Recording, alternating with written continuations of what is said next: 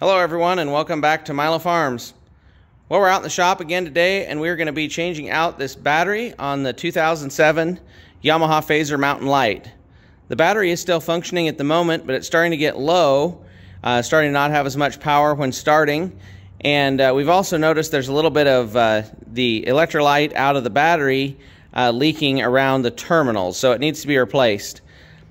What I've been using for batteries is these new batteries here that I pick up on Amazon.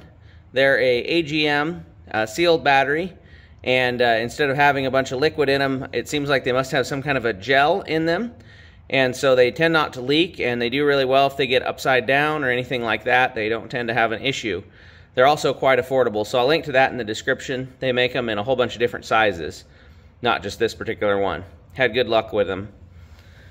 So to start with, we're going to go over here to the right-hand side cover and grab your Allen wrench out of the toolkit. And we're going to go ahead and take the screws loose. We have one here, one down here, one up top right here, and then underneath around the front over here. We'll go ahead and take those off and lay the side cover away. In my case, I have this battery tender cord that sticks out, so we'll have to work that through the cover as well.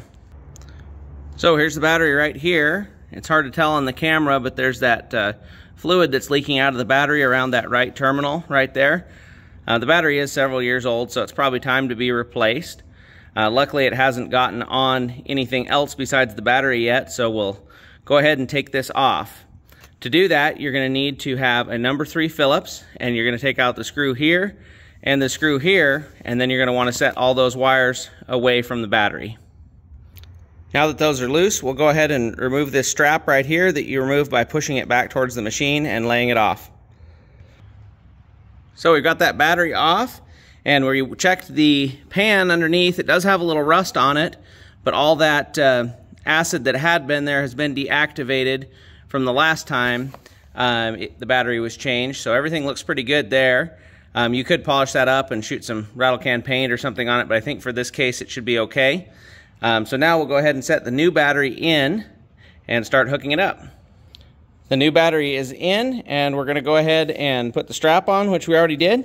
And then underneath these terminals is these little nuts. So these nuts slide in from the end like that, and you'll do that on both sides. Then you're going to have to figure out a way to prop those up so you can put the screws in. So here's what I find works the best. You go ahead and thread the screw in, and then use a little screwdriver to prop the nut up like you can see there.